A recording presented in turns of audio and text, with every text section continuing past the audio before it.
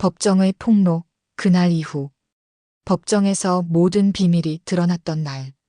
연주는 사람들의 시선 속에서 단 한 걸음도 제대로 내디딜 수 없었다.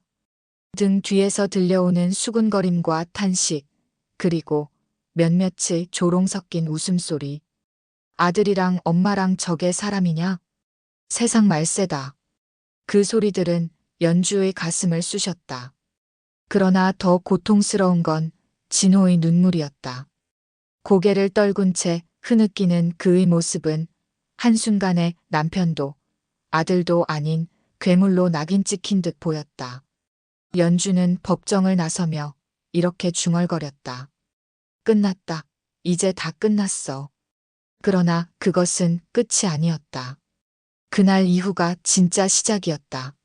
무너져가는 남편 진호. 진호는 집에 돌아온 뒤 방에 틀어박혔다. 회사에도 나가지 않고 전화도 받지 않았다.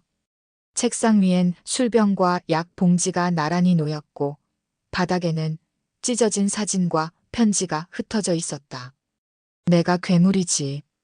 그는 거울 앞에서 속삭였다. 엄마도 아내도 모두 내가 망가뜨린 거야. 눈빛은 텅 비어 있었고 얼굴은 수척해져 갔다. 연주는 그런 진호를 보며 차마 방에 들어가지 못했다. 그의 눈에서 흘러내린 눈물은 단순한 후회가 아니라 인간 자체가 무너져가는 절망이었다. 밤마다 진호는 잠에서 깨어 소리쳤다. 엄마, 그만해. 제발 그만. 연주야, 미안해, 미안해. 그 소리는 연주의 심장을 갈기갈기 찢었다. 그러나 동시에 증오심도 키웠다. 왜 나를 지켜주지 않았어? 왜 이 지옥에서 날 끌어내주지 않았어? 시어머니 말순의 집착. 말순은 조금도 흔들리지 않았다. 오히려 더욱 집착적으로 진호를 붙잡으려 했다. 내 아들은 내 거야. 아무도 못 빼앗아. 연주, 내가 감히 날 심판해? 그녀의 눈빛은 서늘하게 빛났다. 밤마다 말순은 진호의 방문 앞에 앉아 그가 나오길 기다렸다. 손에는 오래된 편지를 쥔 채 흔들리는 목소리로 중얼거렸다. 진호야, 내가 날 처음 안아줬을 때 기억나? 그때 이미 우리는 운명이었어. 엄마, 여자로서 널 원했어. 이건 죄가 아니라 사랑이야. 그 목소리를 들은 연주는 몸이 굳어버렸다. 문틈 너머에서 들리던 그 저주 같은 속삭임이 다시 살아난 듯했다. 연주의 폭발. 결국 연주가 먼저 무너졌다. 그녀는 거실 한가운데에서 울부짖으며 말순에게 소리쳤다. 사랑? 당신이 사랑을 알아? 그건 사랑이 아니야. 저주야. 남편도 아들도 다 망가뜨리는 짐승 같은 집착일 뿐이야. 말순은 비웃듯 웃었다. 짐승? 내가 뭘 알아? 남편이라고? 진호는 원래 내 아들이자 내 남자야. 넌 그냥 끼어든 거지. 그 말에 연주의 눈은 번뜩였다. 그럼 당신은 어머니도 아니고 여인도 아니야. 그냥 괴물이야. 순간 거실 공기가 얼어붙었다. 말순의 얼굴이 일그러졌고 눈빛이 붉게 번졌다. 내가 날 괴물이라 불러. 좋아. 괴물이라면 괴물답게 해주지. 파국. 그날 밤 진호는 집을 떠났다. 어디로 간지도 모른 채 그는 흔적을 남기지 않았다. 그가 사라지자 연주와 말순의 대립은 극에 달했다. 말순은 매일 새벽 연주의 방문을 열고 들어와 그 곁에 서 있었다.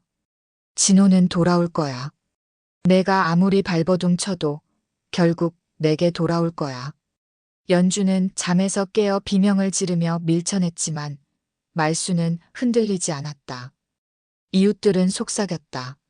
저 집, 이제 끝장났어. 미쳐버린 거지. 그러나 누구도 개입하지 않았다. 결별. 며칠 뒤 연주는 집을 떠나기로 결심했다. 짐을 싸면서 마지막으로 진호의 서랍을 열었다. 거기엔 술로 얼룩진 편지와 사진이 남아 있었다. 그 사진 속에서 진호는 웃고 있었지만 연주는 더 이상 그 웃음을 사랑이라 부르지 않았다. 그녀는 사진과 편지를 불태웠다. 불길이 타오르자 집안 가득 쌓인 독한 공기가 조금은 옅어진 듯했다. 이제 끝이다.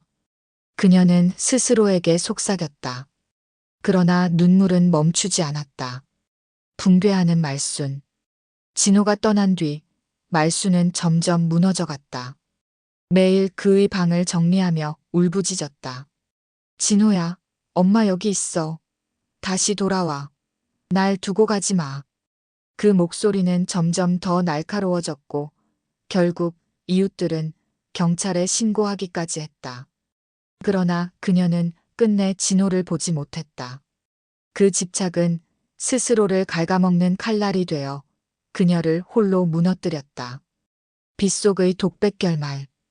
연주는 새로운 동네로 이사했다. 비 오는 날 우산도 없이 거리를 걸으며 스스로를 시험했다. 빗방울이 얼굴을 때렸지만 그 아픔이 오히려 위로처럼 느껴졌다. 나는 이제 과거의 인질이 아니야. 그녀는 중얼거렸다. 그러나 마음 깊은 곳, 지워지지 않는 상처는 여전히 남아있었다. 진호의 마지막 눈빛, 말순의 집착, 그 모든 것이 한낱 악몽처럼 스쳐갔지만 동시에 생생하게 살아있었다. 그럼에도 불구하고 그녀는 알았다. 이제 그녀가 살아가야 할 길은 그 지옥을 벗어난 자신만의 삶이라는 걸. 연주는 빗속에서 웃었다. 눈물인지 빗물인지 알 수 없는 흐름 속에서 그녀는 드디어 해방을 맛보고 있었다.